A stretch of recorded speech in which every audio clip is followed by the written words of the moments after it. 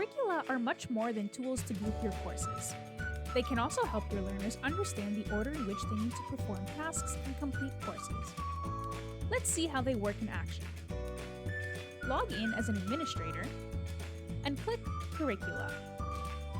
Here you can see a list of all existing curricula which you can deactivate, edit, delete, or access reports. Let's see how you can add a new one. From your curricula page, click Add Curriculum. Upload an image, give your curriculum a name, add a new category, or select an existing one, and write a short description. In the advanced settings, you can edit the availability, price, and add a custom certificate linked to this specific curriculum. Click Add. Now you're automatically redirected to the Curriculum's Courses tab.